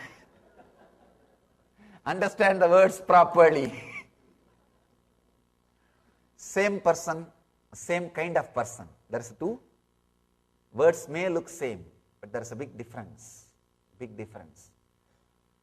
Internalize this one truth. Nothing can be taken away from you. God, what great freedom it is. If at all it clicks with you, if at all you have a little sympathy for what I am saying, and you just feel connected, blessed are those who feel connected. Actually, I had the great fortune of listening to this truth from a Naga sadhu. Naga sadhu means naked sadhu. In India, Himalayas, there are some sadhus who live naked life, means they don't need anything. They live like a child, very beautiful life. I had a fortune of sitting on Naga sadhu's feet. 6 months I had a fortune of sitting at his feet and serving him. Serving means what little wood I will collect. Night time during when he rests, I will light the wood and keep the place warm. Just little service. Great sadhu. See, the grace he used to radiate, the joy he will radiate is so beautiful. See, naturally for a normal person, if you see a naked person, 60, 70-year-old man, you will naturally feel ugly, little shy, little repelling. But I have seen, this sadhu was just like child, so innocent. I have seen thousands of gents will come and touch his feet, ladies will come and touch his feet and go. Neither he will have any reluctance or disturbance, nor that people who come and touch his feet will have little reluctance or shyness. Because he lost the idea of body. He lives like a child. People who come in front of him also became kids, like a child. Such a beautiful innocence. The grace, the amazing. Still, that great tradition is alive. It is there. I had the fortune of sitting at his feet.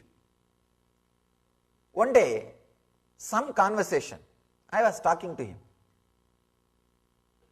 So I told him something like this kind of fear topic came up. I was talking to him. He was such a loving, caring person. I know for sure whatever he talks is truth, because he doesn't have any other vested interest. He doesn't need anything. So I was asking him, "Baba, what do you mean? No fear, nothing. What will happen if an animal comes now and kills both of us?" Because we were inside a forest in Himalayas. If an animal comes and kills both of us, what will happen? What do you mean by saying no fear? You won't have fear? And he just laughed. And he started telling me in Bengali, Koka. Koka means a small boy. He just patted me very lovingly and said, "Koka." Then he told me in a Hindi and Bengali mixed. He told me, "Koka, don't be afraid. Nothing will be lost. Even if we die in this moment, if the body is lost, we will appear somewhere with the same intelligence, same things, with everything. Because the blueprint which you carry, the samskara which you carry, that is going to express the truth, your life. It is not the outer world things you have. It It is a samskara that is powerful. He told me very beautifully. The cosmos never takes away things from you. Understand? The cosmos, the universe, never takes away things from you. Whatever you think as valuable and hold on, he continues to keep that with you. He continues to keep that with you. If you hold on to the suffering and say that it's valuable for you, he leaves the suffering with you. If you continues to hold on joy and beautiful things around you and keep it as valuable, he lets it be with you. So understand, he told me very beautifully, cosmos never cheats you. And he leaves whatever you think as valuable to you and with you. Don't worry. Actually, he told me in such a loving way, such a caring way, with patting, maybe his touching is the initiation. Just the truth jumped from his heart to my heart. The transmission of the lamp, transmission of the truth, the initiation happened. From that moment, I know for sure nothing can be taken away. Nothing can be taken away. Please understand, whatever you are worthy of, it can never be taken away. What you are not worthy of, even if you think it is there, it will not be enjoyed by you. I have seen. It will never be enjoyed by you. You may be thinking, it is there, it is there, it is there, it is there. It is there, somebody else is enjoying. Somebody else is enjoying. You will never be able to enjoy. So understand, the samskara you carry, internalize this one truth. Tomorrow, I will take you to the next level. The next sutra is an amazing sutra. Patanjali takes us to the next deeper truth, next deeper secret. Actually, if you can internalize this one truth, nothing can be taken away from me. And I don't have to be afraid. Just try to play with this truth. I am not saying believe. I am not saying have faith. I know I am not that insensitive to tell you to directly believe. I know it is very difficult for you to believe. Somehow I was fortunate to have a Naga Sadhu with whom I also felt connected, respectful, and he was telling me. And I had that initiation. So I am not expecting you to have that same faith or same trust. No. All I am saying, have little sympathy. Try. Maybe when you are lying down in your bed and waiting to fall asleep, think, what he was telling, is it real? How can that be? But he doesn't have to tell a lie. Just internalize. Think about it. Try to analyze some of your life's incidents with this truth. Experiment with some of your future incidents with your, whenever something happens in your life, strong pain or strong bliss, joy. Bring this truth. Experiment. Try to fit with it. See. Try to have an experiment by fitting this truth into that incident. Try. You will see deeper and deeper secrets behind this truth is revealed to you as an experience.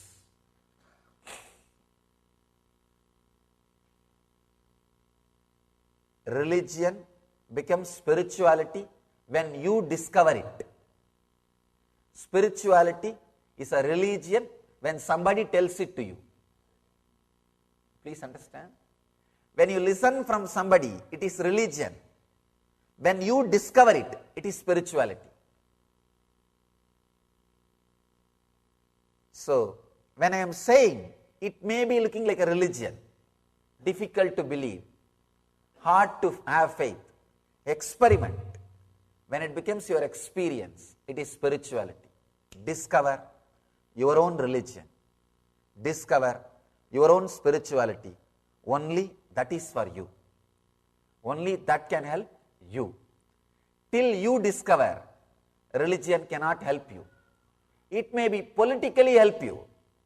You belong to a kind of a group. You belong to a sect. You belong to a group. It's like a mob psychology. It may bring you little comfort in the outer world, or social law, some regulation. No, it may bring that much only. But when you discover, it brings its real benefit, the enlightenment, the ultimate benefit, the enlightenment. See, till it has not become your own discovery, it will only be just superficial rules, religion. Many times, you yourself will not feel like living it. Many times, people who teach you things they themselves do not live. Because it has not become spirituality. They have not discovered it. I have a story for you. A preacher was an avid golfer and could not help sneaking off to play a round one Sunday. An angel watching him from above was furious and told God, "Look at that preacher down there, abandoning his duties to play golf on a Sunday. He should be punished." God agreed and promised to act. A few minutes later, the preacher hit a superb hole in one on a 350-yard hole. It's a technical word. Only if you are playing golf, you can understand. Angel rounded on God. "I thought you are going to punish him. Instead, he just hit a perfect hole in one. He is successful." God smiled and said, "Fool, think about it. Who can he tell about this success?" Because he is playing on Sunday. He can't tell about his success to anybody. Being success and unable to tell others is the worst punishment. Being successful but unable to reveal that to others and unable to brag about it is the worst punishment. Many times you will try to play golf on Sunday if you have not discovered your religion. If you have not discovered your religion, understand, when you discover, it is your own. Only then it is going to help you. So unless you discover, you will only be playing. I can say you may be playing with words. You may not understand the intensity of it. This secret, this truth which you heard today, try to internalize. Try to internalize. Try to internalize. Take it sincerely. Then it will become your life. Otherwise, what is there? You came, 2-3 hours you sat, and okay, all right, let's see. It becomes more like a entertainment. Internalize this truth, it will become enlightenment. Whether this 2-hour session is going to be an entertainment or enlightenment is up to you. It is up to you. I have one more story for you. Pill and Dave went for a game of golf one Saturday afternoon. But Pill was under strict instructions from his wife to be back by 4 o'clock because she wanted him to take her shopping. She wanted him to take her for shopping. 4 o'clock passed, so did 5 o'clock and 6 o'clock. Eventually, Pill arrived home at 7. "Where on earth have you been?" she started screaming. Pill answers, "Honey, a terrible thing happened. We made it to the first green when Dave dropped dead of a heart attack." The wife felt very guilty. "Oh, that is awful." She felt very guilty for shouting. "Oh, that's awful," she started. Then this guy says, "That is true. See, rest of the round, it was hit the ball, drag Dave, hit the ball, drag Dave." Understand, when you don't take it seriously, even after heart attack, you may be dragging him.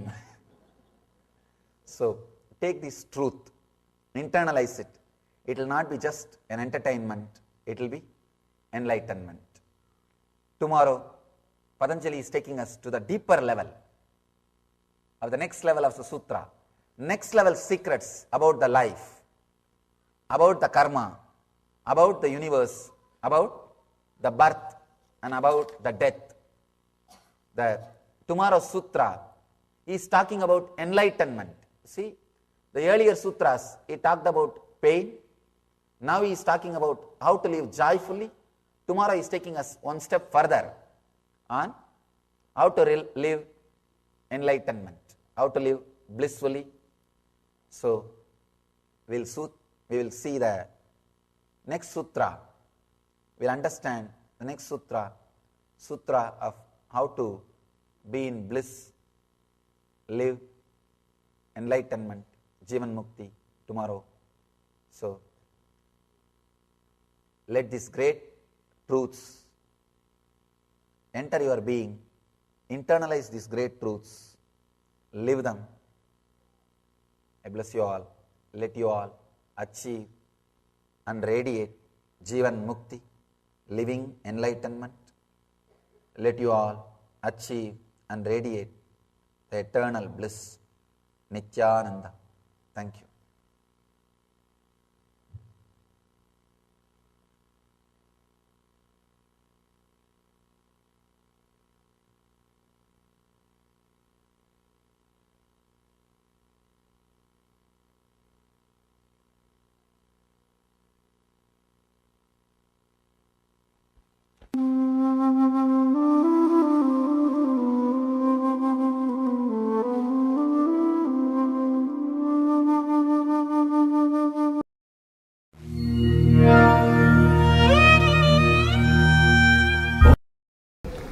With your eyes closed is meditation, connecting with the divine.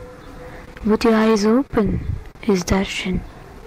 Come, let us all now move from meditation to darshan. Slowly, very slowly, please open your eyes.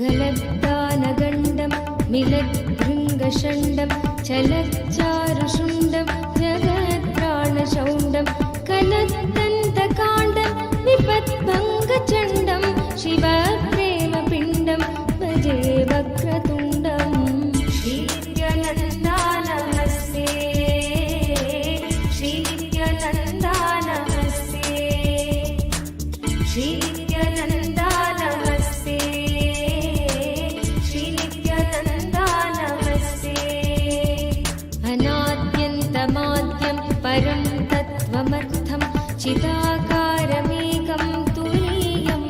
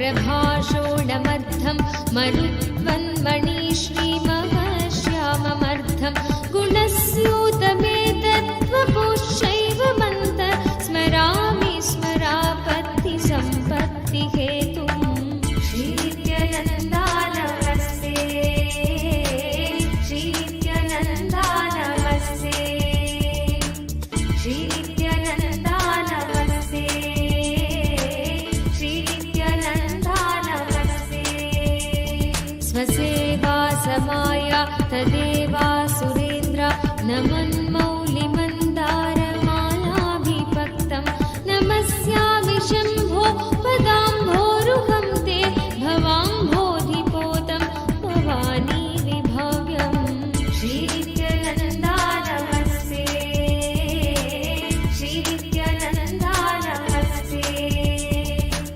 श्रीनित्यानन्दा नमस्ते श्रीनित्यानन्दा नमस्ते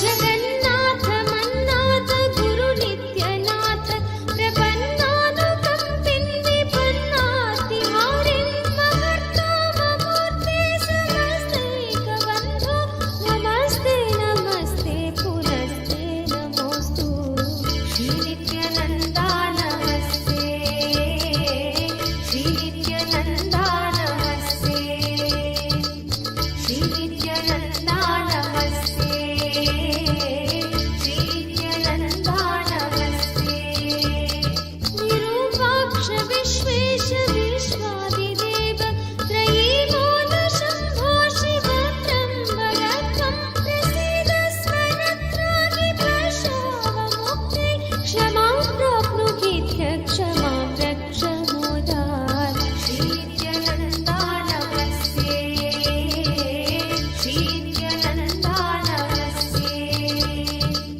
श्रीनित्यानन्दा नमस्ते श्रीनित्यानन्दा नमस्ते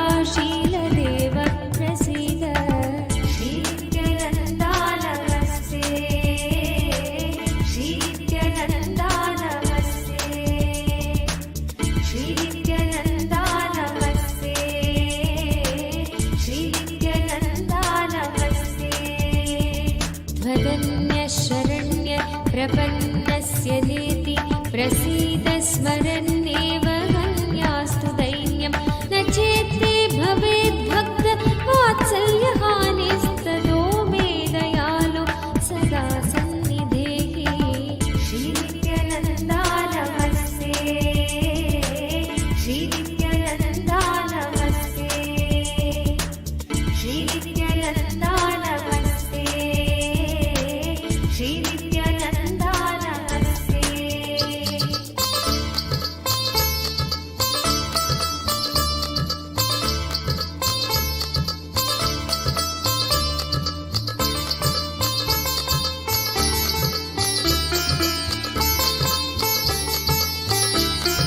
अयं दानकालस्त्वहं दानपात्रं भवानेव दातात्वदन्यं न याचे भवद्भक्तिमेव स्थिरानेहि वाक्यं कृपाशील शम्भो कृतार्थोऽस्मि तस्मात् श्रीनित्यानन्दा नमस्ते श्रीनित्यानन्दा नमस्ते श्रीनित्यानन्दा नमस्ते श्रीनित्यानन्दा नमस्ते पशुं वेत्सि चेन्मात्रमेवाधिरूढ कलङ्केति वा मूर्ध्नि दत्सेतमेव विजिह्वत् पुनः सोऽपि ते कण्ठभूष त्वदङ्घ्रिकृता सर्वेऽपि धन्या श्रीनित्यानन्दा नमस्ते श्रीनित्यानन्दा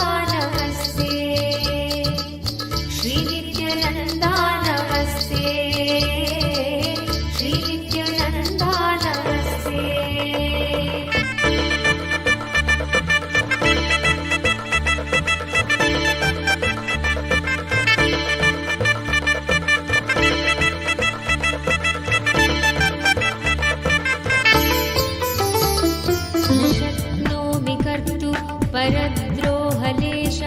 कथं प्रीयसे त्वं न जाने गिरीश तथा हि प्रसन्नोऽसि कस्यापि कान्ता सुतद्रोहिणो वा पितृद्रोहिणो वा श्रीनित्यानन्दा नमस्ते श्रीनित्यानन्दा नमस्ते श्रीनित्यानन्दा नमस्ते श्रीनित्यानन्दा नमस्ते स्तुतिं ध्यानमर्चां यथा वाद्विधातुं भजन्नप्यजानन्महेशावलम्बे वसन्तं सुतं प्रातुमग्रे मृकण्डोर्यमप्राणनिर्वापणं त्वत्पदाब्जम् श्रीनित्यानन्दा नमस्ते श्रीनित्यानन्दा नमस्ते श्रीनित्यानन्दा नमस्ते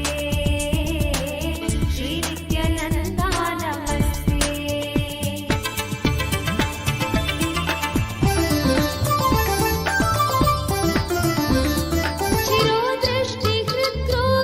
शिरोदृष्टिहृद्रोगशूलप्रमेह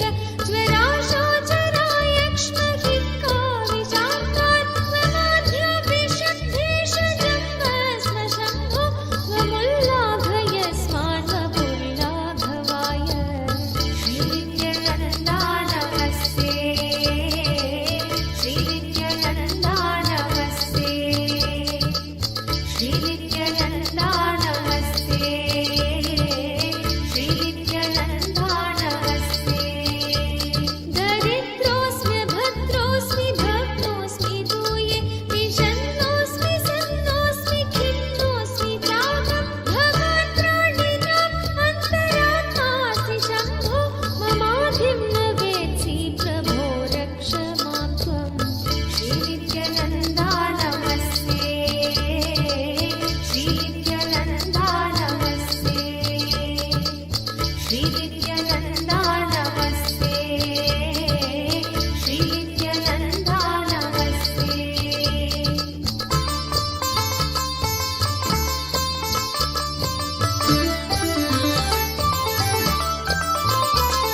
स्वदक्षिणो कटाक्ष पतेत्यक्षयत्र क्षणं क्ष्मा च लक्ष्मी स्वयं तं वृणाते किरीटस्फुरच्चामरच्छत्रमाला कलाचिगजक्षौमभूषा विशेषैः श्रीनित्यानन्दा नमस्ते श्रीनित्यानन्दा नमस्ते श्रीनित्यानन्दा नमस्ते श्रीनित्यानन्दा नमस्ते भवान्यै भवायापि मात्रे च पित्रे मृडान्यै मृडायाप्यगग्ने मखग्ने नित्याग्यै नित्याङ्गाय कुर्म नित्यायै नित्यायम्बिकायै नमस्त्यम्बकाय श्रीनित्यानन्दा नमस्ते श्रीनित्यानन्दा नमस्ते श्रीनित्यानन्दा नमस्ते श्रीनित्यानन्दा नमस्ते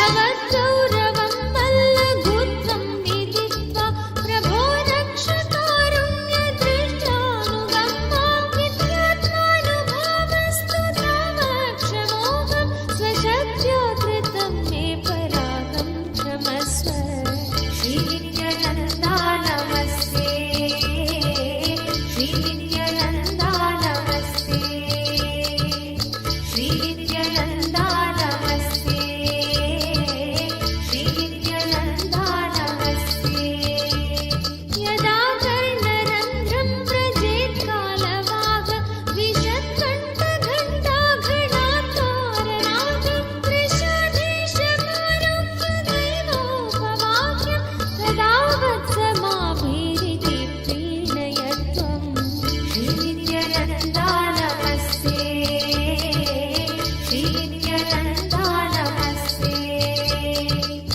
श्रीनित्यानन्दा नमस्ते श्रीनित्यानन्दा नमस्ते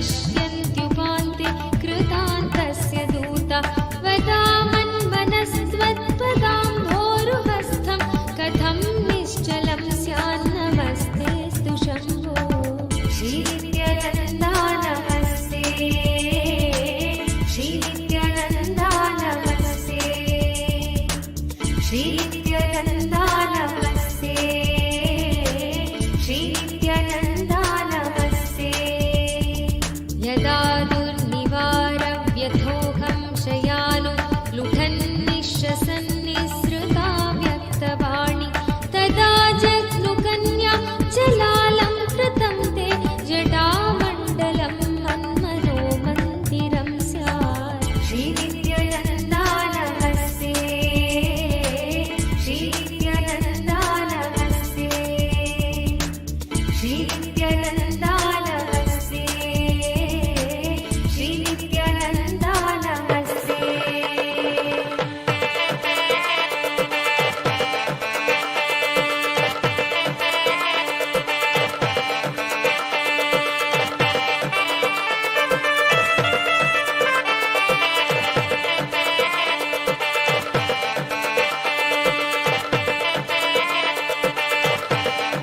यदा पुत्रमित्रादयो मत्सकाशे रुदन्त्यस्य कीदृशीयं व्रजेति तदा देवदेवेश नित्येश शम्भो नमस्ते नित्यायेत्यजस्रं ब्रवाणि श्रीनित्यानन्दा नमस्ते श्रीनित्यानन्दा नमस्ते श्रीनित्यानन्दा नमस्ते श्रीनित्यानन्दा नमस्ते यदा पश्यता मामसौ वेति नास्मा नयं श्वासयेवेति वाचो भवेयो तदा धोतिभूषं भुजङ्गावनद्धं पुराणे भवन्तं स्फुटं भावयेयम् श्रीनित्यानन्दा नमस्ते श्रीनित्यानन्दा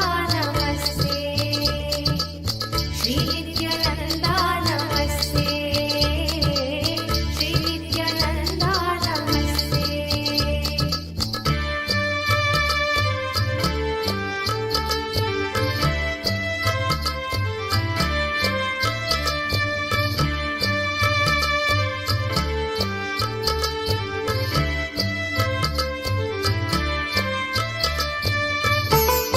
यदा यातनो देहसन्देहवाहि